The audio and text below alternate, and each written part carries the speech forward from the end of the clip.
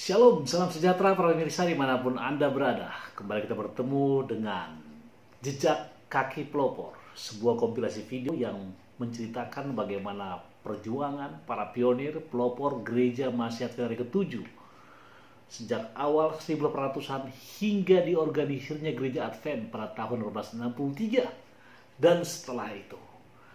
Dan pada saat ini kita sangat bersuka cita karena kita akan masuk kepada satu sesi yang menyangkut dua nama, dua orang muda yang luar biasa, yang terkenal dengan peristiwa Minneapolis 1888. Siapa mereka? Mereka adalah A.J. Wagoner dan Alonzo T. Jones. Bagaimana sepak terjang mereka? Kita akan mulai didahului dengan doa bersama-sama. Bapa di sorga, terima kasih Tuhan karena berkat-Mu, terima kasih karena rahmat-Mu, dan terima kasih karena pengasihan-Mu kami boleh melanjutkan seri Jejak Kaki Pelopor, di mana pada saat ini kami akan membahas mengenai A.J. Wagoner dan juga A.T. Jones. Bapak, kami percaya sejarah yang kami pelajari atau kami review ini akan boleh mengangkat kami lebih dekat kepada Tuhan. Terpuji nama Tuhan, lalu kami berdoa. Amin. Sebelum kita mulai, seperti biasa sebagai ayat penghantar, pada saat ini kita akan ambil dari satu buku, yaitu Mazmur 119 ayat 11. Dalam hatiku aku menyimpan janjimu supaya aku jangan berdosa terhadap engkau. Saudara-saudaraku, berbicara mengenai janji, maka itu merupakan komitmen. Berbicara mengenai komitmen, itu merupakan kata hati kita, pribadi kita kepada Tuhan kita. Ada apa dengan Minneapolis tahun 1888? Kita mengetahui bahwa sejarah perkembangan gereja Mahasiat hari ke-7 dimulai pada tahun 1863. Bahkan sebelumnya, dan kita sudah juga membahas bagaimana perjuangan para pelopor seperti James dan Ellen White, Joseph Bates, G.N. Andrews, G.N. Lohborough, Uriah Smith, dan banyak nama-nama lainnya yang saudara sudah ikuti pada seri-seri sebelumnya. Namun kita mengetahui setelah organisasi terbentuk pada tahun 1863 yang dimulai dengan adanya General Convention yang hanya dihadiri 20 delegasi dilaksanakan di Battle Creek, Michigan. Maka itulah permulaan daripada sejarah gereja kita. Bahkan dikatakan GC Session merupakan satu sesi di mana kita akan membahas banyak doktrin dan memberikan suara pada perubahan konstitusi gereja dan mendengarkan laporan dari seluruh dunia, dari divisi, dari union, bagaimana perkembangan gereja tersebut.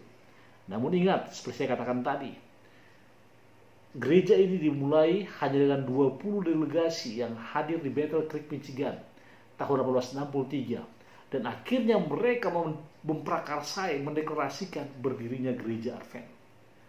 Dan hingga saat ini ketika keanggotaan bertambah hingga 24 juta pada saat ini, maka setiap General Convention itu dilaksanakan di stadion. Bahkan sangat banyak delegasi yang hadir. Stadion harus dapat menampung minimal 70.000 orang dengan 2.400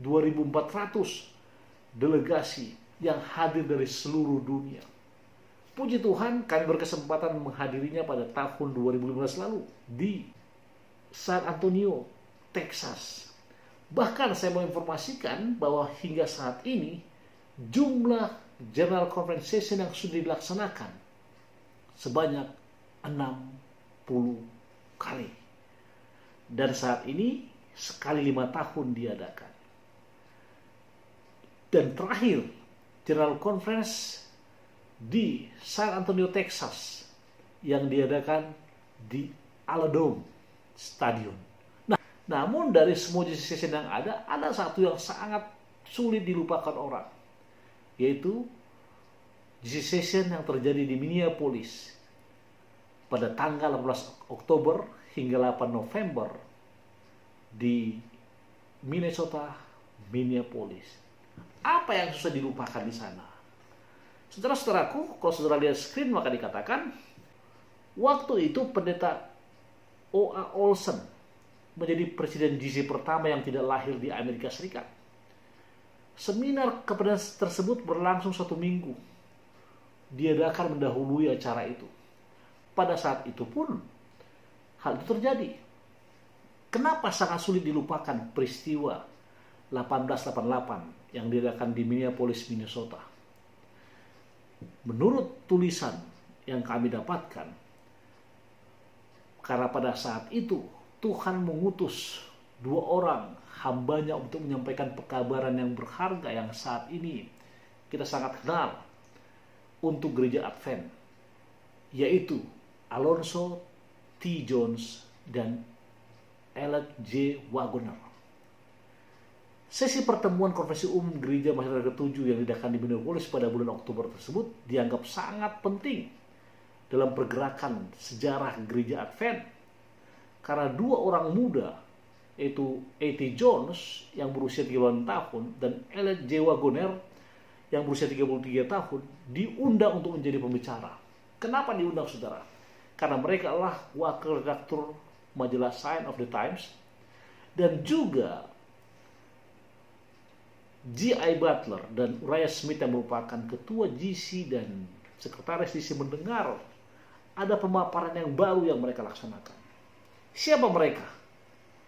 Mereka sama-sama muda, baik A.T. Jones dan A.J. Wagoner, dan sangat berusia 38 dan 33 tahun.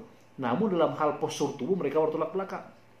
Jones tinggi, kurus, impulsif, dan rentan terhadap serangan spontan, dan dia memiliki pendidikan formal yang sangat sedikit dan telah menjadi seorang prajurit yang berbasis di Fort Walla Walla. Lalu dia berpendidikan mandiri, brilian, dan memiliki memori fotografi dengan daya ingat yang nyaris sempurna. Sedangkan Wagoner adalah seorang yang pendek, kekar, agak kurang karismatik dibandingkan Jones, dan secara formal dididik dalam bidang kedokteran dengan gelar medical doctor dari Bellevue Medical College yang pada saat itu sangat bergengsi. Nah, meskipun mereka saling bertentangan pada awalnya, mereka bekerja sama sangat baik. Bahkan dikatakan pada awal tahun 1880-an, mereka mendapati diri mereka dilempar bersama-sama sebagai co-editor dari Sign of the Times dan The American Sentinel, dan instruktur Alkitab di Harrisburg College. Sambil menulis urutan pengajaran di perguruan tinggi, mereka mulai secara terbuka membantah beberapa pandangan mapan yang dipegang oleh orang Advent pada saat itu.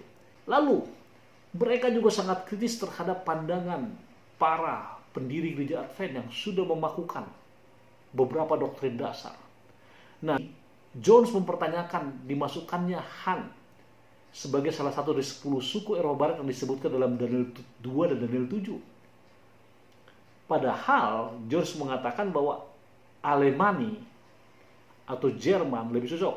Sementara itu Wagoner juga melihat buku Galatia dari sisi hukum yang merupakan hukum moral dan bukan hukum upacara, seperti yang secara umum diterima oleh orang Advent pada saat itu. Nah, 2 hal ini membuat hal tersebut menarik. Lalu mereka diundang di sana dan mereka sampaikan hal tersebut pada sesi penjabaran, yaitu pekabaran tentang pembenaran oleh iman, dan pada saat itu didukung penuh oleh Ellen G. White. Tapi sayangnya apa yang mereka sampaikan tersebut ditentang keras oleh para pemimpin gereja, bahkan ketua GC dan sekretaris GC yaitu G.I. Butler dan Uriah Smith, serta banyak para pendeta utusan dari berbagai wilayah mengatakan apa? Itu tidak benar. Apa yang dibahas pada saat itu? Salah satu yang dibahas adalah masalah teologis yang krusial seperti kebenaran oleh iman, lalu sifat ketuhanan, lalu hubungan antara hukum dalam buku Galatia dan kasih karunia Yesus yang tersalib. Lalu pembenaran oleh iman dan hubungannya dengan pengudusan. Nah, hal ini disampaikan oleh dua orang muda itu yang berusia 33 dan 38 tahun. Tapi saudara-saudaraku, seperti firman Tuhan mengatakan, janganlah seorang pun menganggap engkau rendah karena engkau muda. Hal itu boleh terjadi pada saat itu sepertinya. Para pemimpin gereja yang merasakan sudah banyak makan asam garam kehidupan, berjuang dari awal, kurang merespons pekabaran tersebut. Kenapa? Karena adanya apa? Perbedaan sudut pandang antara G.I. Butler dan Smith yang notabene adalah ketua dan sekretaris GC, dan John Wagoner yang merupakan orang muda biasa. Saat ini sering sekali saudara, ketika dia punya jabatan, punya posisi, maka dia dianggap apapun yang dia katakan seolah-olah benar. Padahal belum tentu kenyataannya seperti itu. Namun yang saya bahas bukan hal situ. Artikel-artikel dan pengajaran mereka mengenai hal ini menarik perhatian G.I. Butler, George Butler, dan Uriah Smith, ketua GC dan sekretaris GC. Dan ironisnya mereka tidak setuju, sehingga mereka menggunakan traktat atau majalah The Review Herald untuk membantah semua hal yang disampaikan oleh Wagoner dan Jones. Dengan kata lain, ini mengadu dua publikasi utama gereja satu sama lain. Dan ini menyebabkan Ellen G. White menegur mereka. Bahkan Ellen G. White mengatakan bahwa cara kedua belah pihak menangani situasi itu tidak sesuai dengan kehendak Tuhan. Saudara bisa bayangkan, G.I. Butler, kalau saudara lihat di screen, saya tampilkan gambar mereka semua, berdiskusi parah. Dan semakin membara diskusi tersebut ketika George Butler, ketua GC, menyiapkan dan mendiskusikan traktat berjudul Hukum di Galatia. Apakah ini hukum moral atau apakah ini merujuk pada sistem hukum Yahudi yang dalam tanda kutip adalah hukum upacara. Itulah satu penolakan yang jelas akan pandangan doktrin Wagoner, walaupun tidak menyebut nama secara langsung. Saking panasnya suasana tersebut, seolah-olah sarung tangan mereka dalam suasana dingin tersebut akan terlepas pada saat itu. Inilah gaya bahasa atau ekspresi untuk mengatakan bahwa situasi tersebut sangat apa? Sangat panas. Akhirnya apa terjadi saudaraku? Konvensi umum menunjukkan 9 orang anggota komite untuk meninjau subjek hukum di Galatia. Bahkan dalam sesi tersebut, Ellen White berulang kali mengatakan kepada mereka bahwa mereka yang berdebat tersebutlah orang-orang terkemuka. Dan Ellen G. White juga menekankan bahwa hukum dalam buku Galatia tidak sepenting masalah yang mereka bayangkan. Namun, menurut buku yang ditulis, tidak ada yang mau mundur. Mereka semua menemukan sebuah bukit tempat mereka bersiap untuk mati. Ini ekspresi lagi saudara, gaya bahasa. Artinya apa? Gak mau mundur. Mereka tetap menekankan bahwa ini yang benar, itu yang benar, ini yang benar. Kenapa? Karena mereka punya apa saudara? Punya ego masing-masing. Bagi Wagoner dan Jones, pesan yang mereka khotbahkan berputar di sekitar Kristus dan bagaimana Kristus harus ditempatkan sebagai pusat gereja Advent pada saat banyak orang menanti kedatangannya, kehilangan pandangan tentang pesonanya yang tiada tara. Semangat perdebatan yang telah merayap dalam gereja pada tahun-tahun sejak ia berorganisasi, dan sementara Adventisme Sabat telah dimulai dengan sangat fokus pada Kristus, sekarang ia mengalihkan fokusnya lebih ke arah persetujuan intelektual terhadap kebenaran. Banyak yang dibaptis karena secara intelektual diyakinkan akan kebenaran doktrin Advent dan bukannya mengalami pesona Yesus yang tiada tara. Lihat konsepsi E.T. Jones dan Wagoner. Fokus mereka agar orang dibaptis oleh karena tertarik, terpesona oleh kasih Yesus Kristus. Para pendeta dan para pemimpin gereja pada saat itu meyakini ajaran E.T. Jones dan Wagoner bertentangan dengan Alkitab, yaitu doktrin keselamatan oleh iman dan perbuatan. Ellen G. White berkata bahwa pertemuan di Season Minneapolis adalah satu bab pengalaman yang paling menyedihkan, menyakitkan dalam sejarah gereja Mahasiswa ke-7. Bahkan dia katakan kerohanian gereja Mahasiswa ke-7 mengalami kemerosotan yang paling rendah. Bahkan ketua GC, J.I. Butler di tahun 1882 menyatakan gereja sedang mengalami kemurtadan. Saudara bisa lihat di Riven Herald 21 November 1882, dan oleh John White tahun 1888 menekankan lagi bahwa bukan hanya merosot, murtad, tapi mati rohani. Sehingga CCGC Minneapolis merupakan pertemuan gereja sangat signifikan dan eksplosif yang pernah dihadapi oleh gereja Advent pada saat itu. Saudara bisa bayangkan dua kubu yang bertentangan. Kubu dari pemimpin GC dan kubu dari orang muda ini. Saya mau katakan bahwa banyak para pelopor, para pionir hadir di situ, termasuk siapa saudaraku? Stephen N. Haskell, Collis, dan juga Ellen G. White ada di sana.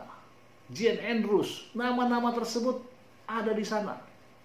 Nah, saya ingin katakan, pada saat itu, 1888, gereja Advent telah berdiri selama 25 tahun dan sudah memiliki doktrin yang diorganisir agar mereka bisa menginjil, dan telah terbentuk pola hidup yang berbeda dengan gereja lain.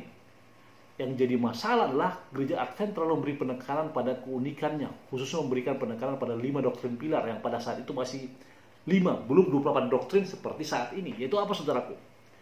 Kedatangan Yesus.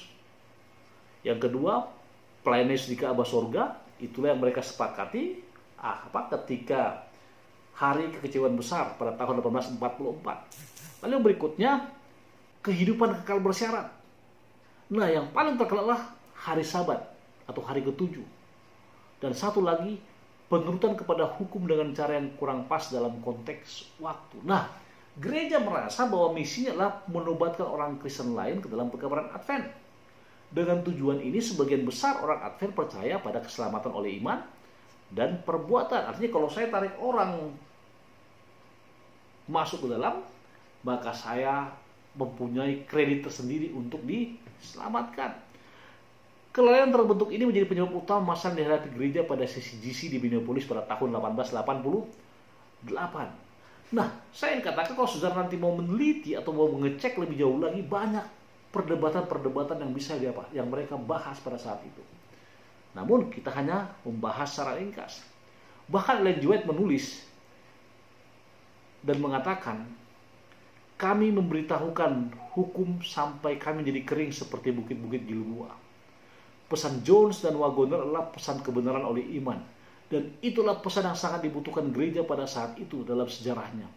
Seluruh masalah muncul di kepala pada General Conference Session 1888 yang diadakan di Minneapolis, Minnesota dari 17 Oktober hingga 4 November 1888. Bahkan ia menulis secara retrospektif tentang konferensi tersebut.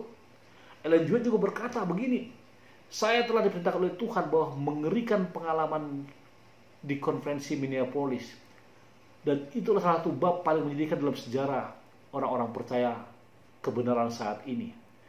Itu adalah momen penting dalam sejarah Advent. Jones dan Wagoner menyampaikan kebenaran Kristus selama konferensi yang berlangsung hampir sebulan. Mereka menolak untuk berdebat, tetapi mengajukan kasus melalui serangkaian pembacaan Alkitab tentang kasih Allah. Fokus apa? Kasih Allah, anugerah yang menyelamatkan. Pesan itu berfungsi untuk mempolarisasi gereja. Beberapa merasa bahwa Jones dan Wagoner mencoba untuk menghindari masalah hukum upacara, hukum adat, dan menghilangkan relevansinya. Sementara yang lain dengan sepenuh hati menerima pesan dan mengalami kebangkitan pribadi yang mendalam dalam hidup mereka. Di antara mereka yang sangat terpengaruh adalah apa? Ini dia, Stephen N. Haskell and G.O. Corliss. Ini intelektual. Wow, benar.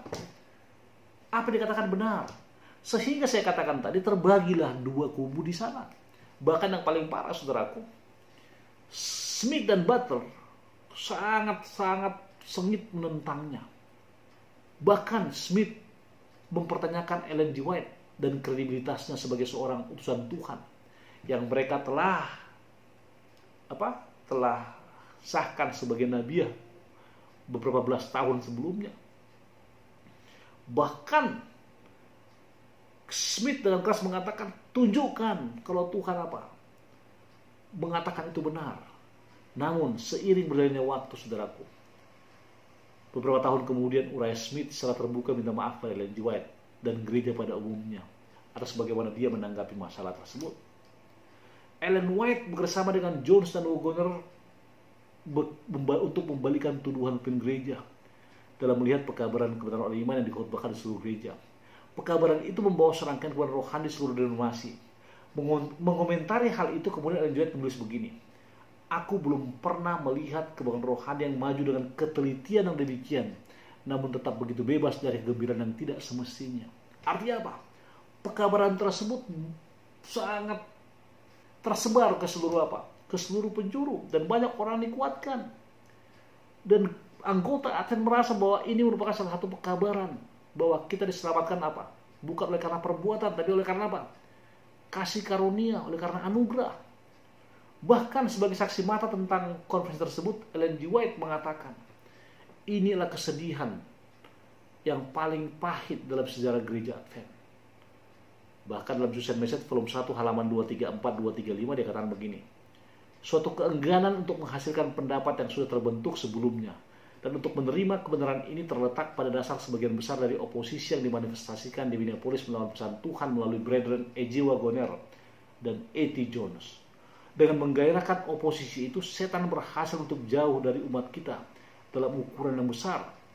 Kuasa khusus Roh Kudus yang Allah rindukan untuk disampaikan kepada mereka. Musuh mencegah mereka dari memperoleh efisiensi yang mungkin menjadi milik mereka dalam membawa kebenaran ke dunia sebagaimana para rasul nyatakan di hari Pentakosta. Cahaya menerangi seluruh bumi dengan kemuliaannya dilawan, dan oleh tindakan saudara-saudara kita sendiri telah sangat jauh dijauhkan dari dunia.